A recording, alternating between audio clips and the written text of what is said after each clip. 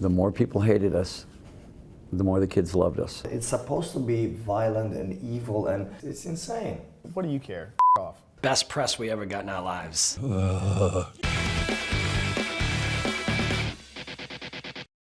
Def Jam's distributor Columbia Records refused to release Rain and Blood due to its graphic cover and themes.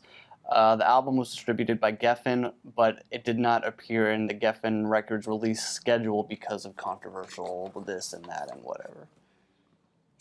Columbia refused to release Rain and Blood because of Angel of Death.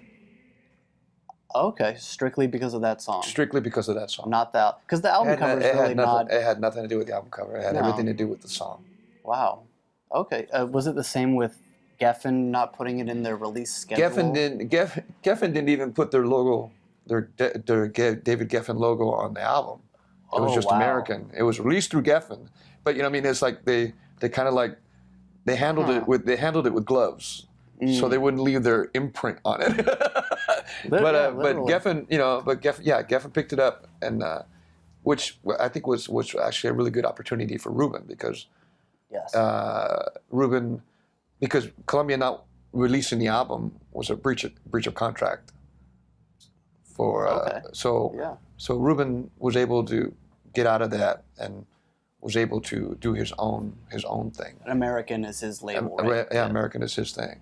So he was able to get out of that and make his own label. I didn't realize this for a very long time, but how politicized you became, and how you became sort of a political prop because you were appearing on The Voice of Poland at that time.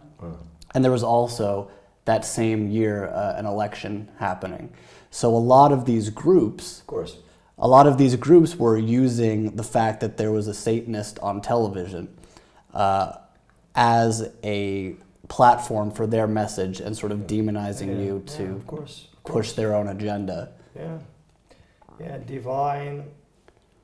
Divide and rule. That's the ancient formula. Divide et impera. That's what the Polish government does. You know, they need enemies and they need scapegoats, and I'm one of their favorite scapegoats and enemies. In 2010, Nergal was facing up to 2 years in prison under Polish blasphemy law for tearing up a Bible on stage. He called the Bible a book of lies, and the case went all the way to the Polish Supreme Court. It was just the beginning of a decade of legal trouble for the behemoth frontman.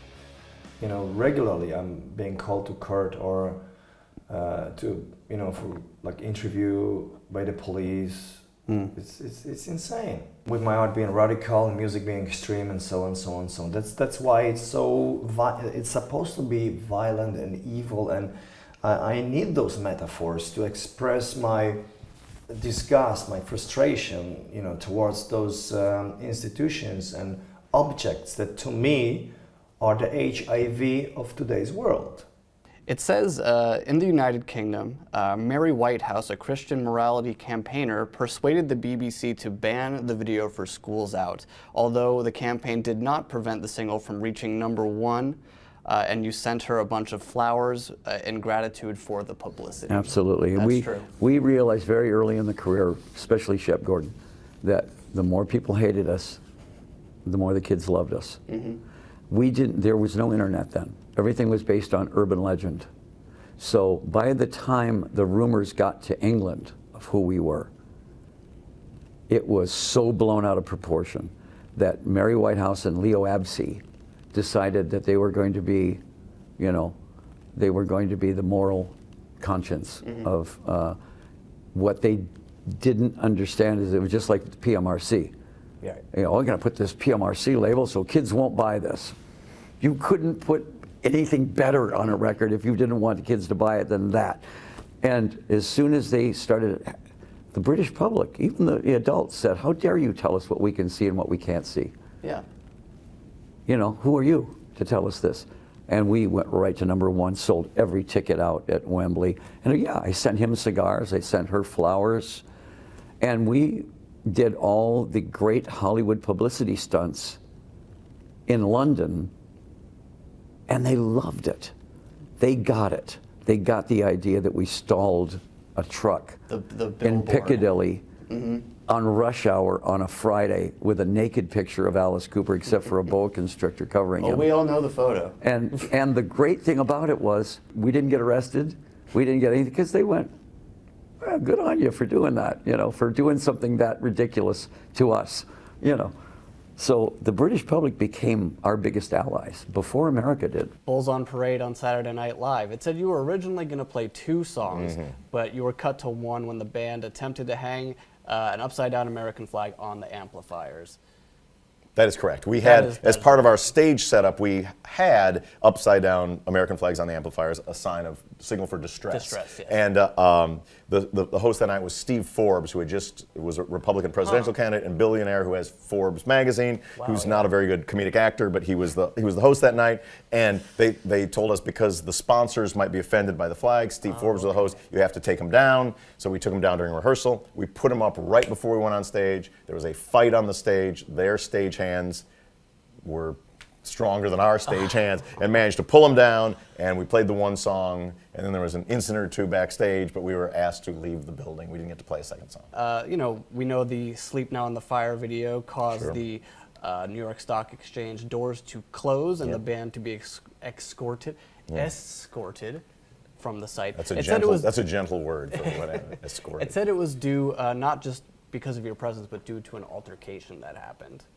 Well, I mean, Michael Moore he directed the video for Sleep Now in the Fire. He had just been arrested because the band did not have a permit to play on the city sidewalk where we were playing. So he was arrested, and he told us to take the New York Stock Exchange, and we rushed through the doors and were expelled, and they shut down capitalism for a few hours because of Rage Against the Machine. They closed the riot doors in the building, and that was the end of that. So the incident was that they weren't necessarily related, but we were shooting a video nearby, and there was a police problem there, so we decided to cause a second police problem. Way back in the MTV days, Madhouse, banned by MTV because they thought the content was degrading to the mentally insane. Wow. Yeah. Is that the reason you were handed?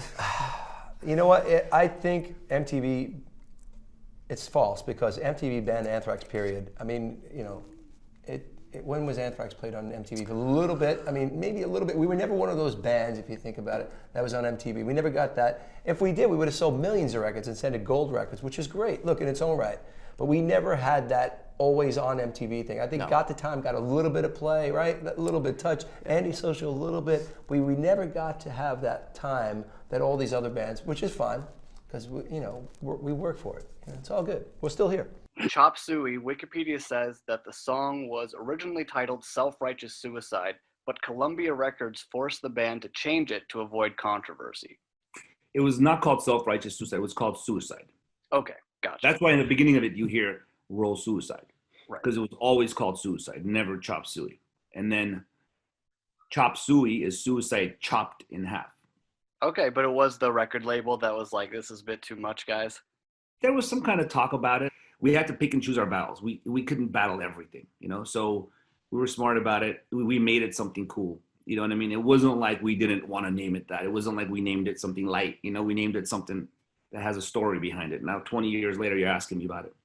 It says, due to the imagery and lyrical content of Show No Mercy, Slayer received mail from the PMRC telling the band to stop releasing records. Nah, I don't know about that one. I wouldn't be surprised. I can't say yay or nay to that, and I'm not keeping it from you because I really don't give a shit. But I don't, if it was mailed to anybody, it wasn't mailed to me. I just love the image of Tipper Gore on a computer or whatever. It's like, stop making records. That's ridiculous. Yeah. What do you care? Fuck off. Rob, it says Killing Machine was retitled Hellbent for Leather in the United States in early 1979 because the U.S. branch of Columbia and CBS did not like the murderous implications of the Killing Machine title. Yeah, Boo. I don't think they told us about that until I'd actually done it because, they probably knew it would have kicked up a bit of a stink. As it turned out, Hellbent for Leather was the best title that we could have ever had for the United States because, I still use the thesaurus when I'm looking for lyrics as a lyricist. I love to try and find words that I've never used before and phrases in particular. So I came across Hellbent for Leather. I had no idea what it meant. I was looking up leather, and then this phrase came up, Hellbent for Leather, and I saw that it was an American statement. And I thought, how cool is that? That's a really cool name to have for the song. As you know, there was Killing Machine and Hellbent for Leather. And of course, that's what the label chose to do. So it worked in our advantage. I think we kept the same artwork, which was better than what happened to Point of Entry. But yeah, so that's a fact. That's a fact. After listening to his son's copy of the Godsmack album, a father in the US complained to Walmart that the lyrics were offensive, and this caused Walmart and Kmart to take the album off the shelves. Best press we ever got in our lives. Unbelievable. Fucking One amazing. person. To this day, I still thank that guy. Really? Yeah. It was the Thank best you, thing Guy. he could have ever done for us. Like, we got more exposure off that than I think we ever have in the history of our career. So that was a great move on his behalf. We appreciate it. All right. 6 of 8 Russian 2014 tour dates were canceled after protests from Orthodox activists. Your gig in Nizhny Novgorod was canceled mid-performance, so the venue could be searched for drugs. Yeah, it's pretty accurate. There's just a couple minor things. We were scheduled for 8 shows. We ended up playing 4.5. Okay, there 4.5 out of the 8, and the half being that show right there. But yes, halfway through the set, we were cut short.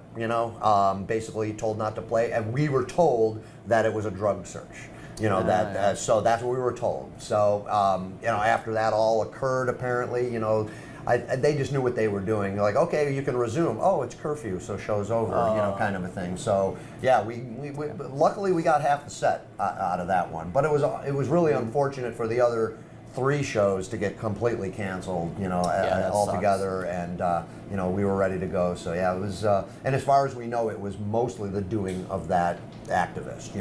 It says that Megalomaniac was banned from daytime viewing on MTV because many listeners misinterpret it to be about then President George W. Bush. However, the band was actually pleased with this viewing restriction. It was actually restricted from MTV. And it was for what they deemed inappropriate, like political content or something like that. It wasn't people misinterpreting it or anything like that. It was just the people at MTV. I think at that time, it was, post 9/11, and I think probably just didn't want to play the video. To be honest, like that was probably their way of being like, "Oh, sorry, we can't. Really? We've got rules." Far more popular than it would have. It's a good video. I love that video. Yeah. Flori Sigismondi directed it. She's such an amazing artist, and we were really lucky to work with her a couple of times making music videos.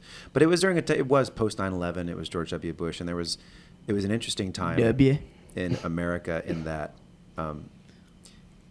any dissent from popular political opinion was really almost dangerous. Unpatriotic. It was considered unpatriotic to not agree with the commander-in-chief at such a sensitive time in our country. But there were huge swaths of Americans who thought that what we were doing in response was very strange, and maybe there were some ulterior motives in there. And so, it turns out that it was true. There were some deep, dark ulterior motives involved, and yeah, but who would have thought that we'd end up where we are now? So it's strange because Megalomaniac is, in a way, kind of weirdly like prophetic, because we kind of wrapped back around and came back to an even worse, more dangerous kind of megalomaniacal figurehead. Of course, the video for Crashing Around You caused some controversy for featuring images of burning buildings shortly after 9/11, but it says the pressure from this almost caused Machine Head to break up. I mean, it didn't necessarily. All of that's true about the Crashing Around You video. I don't think it necessarily caused us to break up, but it was a crazy fucking time. You know what I mean? Like we put out a record 2 weeks after September 11th. It was just unbelievable. Worst. Yeah, it was a rough time. We were on tour 5 days after September 11th, like playing to people, and people in the audience like, "What the fuck am I doing here?" And yeah, people still just but in a lot of ways, at the same time, it was an awesome tour. You know, like that whole, you know, like what I said earlier about like working it out in real time. Oh yeah. You know, like we didn't know what the was going on either, and we were trying to work it out. And here we are on tour. We're like, what are we doing on tour? Like this is crazy, and people are coming to the shows, and just like I'm lost, and I'm like I'm lost. Like I don't know what to think either, and just we worked it out together.